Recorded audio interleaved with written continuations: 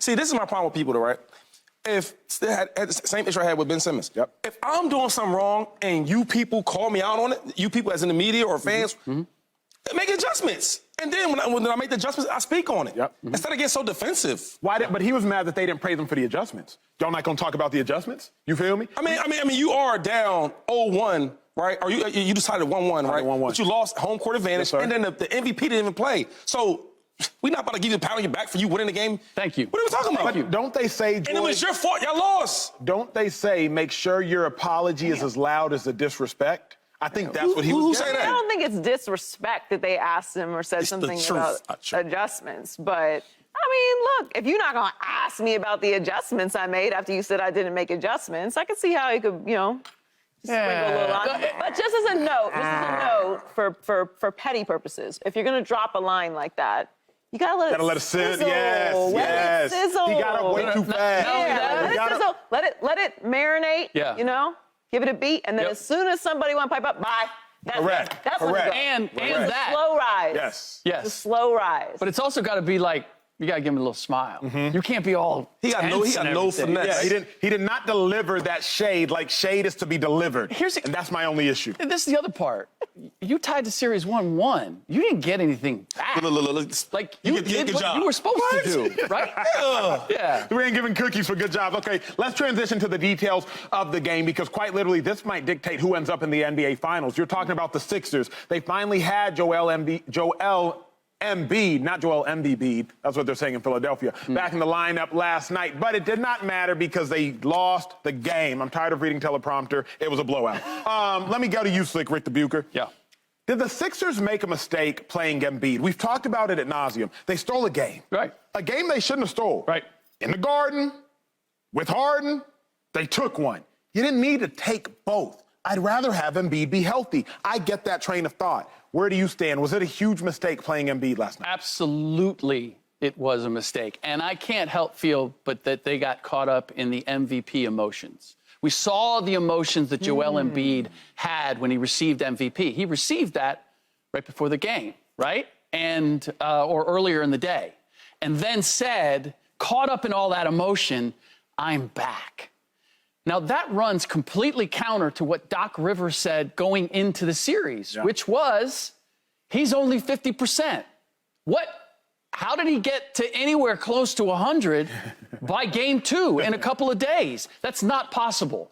And you had a great psychological advantage that you took in there in winning game 1, is that you were playing without your MVP.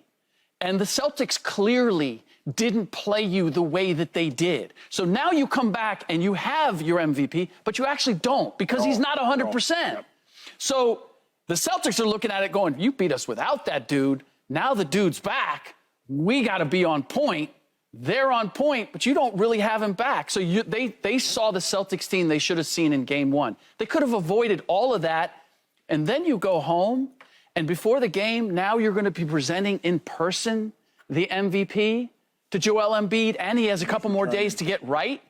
I think they blew a great opportunity. One of my favorite things about being on this show is getting able to sit next to brilliant people, and also one of my favorite things, sit next to you, Shady, because you played the game at the highest of high levels. You will get into the Hall of Fame one day. I'm prophesying it, if nothing else. Speak to what Slick said. You're so annoying. Speak to what Slick said. Take us all into the mind of the elite athlete, particularly the elite athlete in Philadelphia. You were the elite athlete in the Philadelphia market. Is there something to having been named MVP 24 hours prior to tip that may have accelerated Joel Embiid to go out there and play? For one, he's the type of player that plays for the city of Philadelphia. He plays for the people. He plays for his teammates. I heard what Doc Rivers said, 51%. That's just for the media, right? You know how that is. Oh, he's hurt. No, he's not. He's hurt, but he might not be as bad as they might say it is. That's for the other team to believe that. The second thing is, when you're a player like that competes, you don't have to worry about if he's going to play or not. He's going to be out there. A coach can't tell him, you're not playing today. Right. Rest up. What? Rest up. How about that when if Phil would have told MJ that? A guy like Kobe Bryant that. Them type of dudes, Joel Embiid, he's wired like that. He wants to be out there with his teammates. I thought what you were saying for one part is like, yeah, you might be right. Maybe one more day of rest. But I think about it. When I watched that game, they didn't really go through Joel. They didn't really go through him. He had a couple shots, but he didn't really force nothing. Now you get the rust out. Small things. He was turnovers he had. Not sure if he wanted to pass the ball. Those things are cool. Get that out the way. Because we did what we had to do. We had to come home. We had to go on the road to get one win. Now we're going back home to Philadelphia, right? So they did what they had to do. You bring him home, you knock the rust off. They award him with the MVP. Allen Iverson gonna be there. Meek Mill's gonna be there. Kevin Hart gonna be there. Shady McCoy gonna be there. So now when you look at the Philadelphia 76ers, when they back home, it's gonna be crazy. I wanna see how Boston comes and beats Philadelphia with Joel Embiid, the MVP, healthy and ready to roll, with the rust knocked off and them guys ready to play. But you're gonna see. Given the fact that they had already stole that first one, why play Embiid in the second one? Do you have an issue with it? He plays basketball for a living. Ching, ching. I hate having these conversations. If you hurt, don't play. You injured, don't play. And if you're scared, go get a dog. You know, or something. Something like that. I don't know. I don't know if that's the saying. But why are we always talking about those? Save him. This is the playoffs. Save him for what? Save him for what? Be strategic for what? You stole a game, so what if you lost this game? You might have lost this game without him. You likely would have lost this game without him. Now at least you feel like, okay, we had him out there and we lost. He looked rusty. Oh, he looked more than rusty. He looked hurt. He looked like he couldn't play. Rusty. He looked They're not winning the series without him not playing. So he was going to be rusty or clunky at some point. Right. Why not have it be there in Boston after you've already stolen a game? It's too much about this particular sport that we have these conversations about saving guys and load management and maybe he shouldn't play this much or watch these minutes. We in the postseason. Right. I don't want to hear nothing about that. If you're truly hurt, Jimmy Butler is clearly actually hurt. Because you know Jimmy going to play. Yes. So he's clearly actually hurt. You don't think Embiid Joel was hurt? Embiid, yeah, he was hurt. And now he's not hurt. So now he's playing again. She means as far as he's hurt, but he's well enough to play. He's not that hurt where he can't play. But you gonna play with some pain. But I think but he can't play well. That's where I think there's a difference. Like if you go back to who won the NBA championship last year, Slick? Who won the NBA championship? The Warriors. Warriors won the NBA championship. Steph Curry was the best player. That was a trick question. No. Steph Curry was the best player in that series. Okay. But series one, even into series two, Steph Curry was not starting and playing because it was like the first Steph is hurt. And who was that against, Slick? Denver. Right. They had all their players hurt. They had one guy rolling. That was Jokic. Go ahead. You playing against Boston. But you have an advantage. You already told me that. Listen, you already have the advantage. You won one. The way that Joel just played this game, you could tell he's rusty. So if he rests up even more the next game or next game, he's still going to have a game where he's going to be rusty. All right, hold on. Right? He had 3 rebounds. He had 3 rebounds in almost 30 minutes. That ain't rust. I agree with that. He can't move. So then he's too hurt. So that's what we're saying. So he shouldn't play at all. They're going to win games without him playing? No, if you don't play, then we're assuming you will be able to accelerate your recovery. That's what I'm getting at.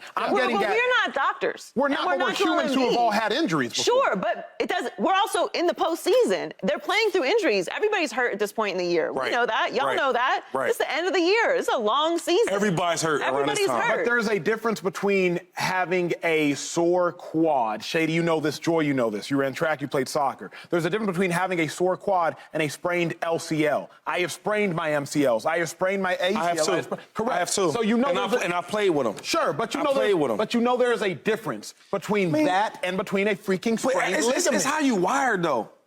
Seriously, though, it's how you wired. All these great players we always talk about, all these top dudes, you telling me if they had a sprained MCL, they're not going to play in the playoffs? But that's my exact point. Come on. Joel Embiid, receiving the MVP, wanted to prove to everybody, this is why I'm the MVP. I can't leave my guys out there. He wants to play. So you should want to play. You don't think he'll play without it? These teams have excellent doctors and physical training units, and I mean, they're better than us. Like, that's what they get paid to do. They get paid to make sure that these professional athletes can perform at the highest level. He knows how he feels. They're talking about this. He's going to risk the entire postseason and this run to prove that he's the MVP. Like, that's illogical. Kevin Durant played, and they said he was cleared to play.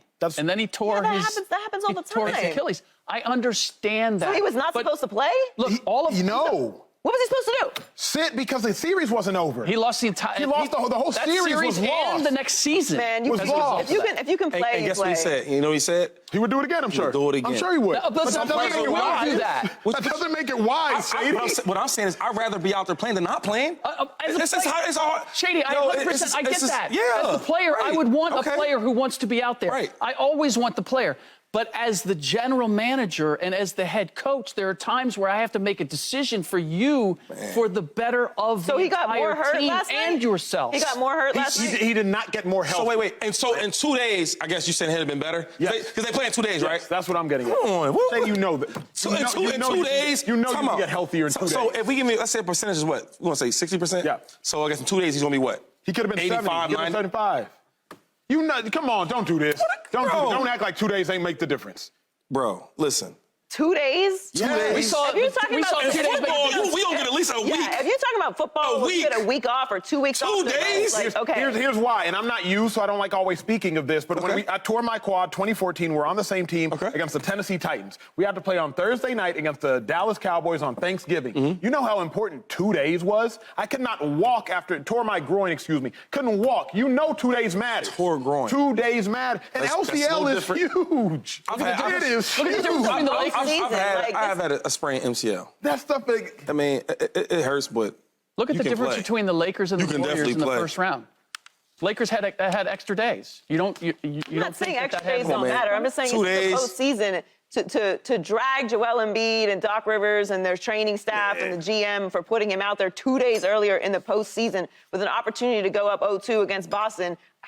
He didn't play well. He looks hurt. He is hurt. He's still going to play. Well. He's going to play again. They didn't in play 2 well, days. right. Like, they didn't play well. Yeah, he's going to play again in 2 days. So he's just sacrificing this game, just like, okay, we're just going to give this up because we don't expect James Harden to have another 45 I gotta go to break. I gotta go to break. No more questions? Okay. Jimmy Butler. Because if he plays good, We'll talk I want about to see it what again. happens.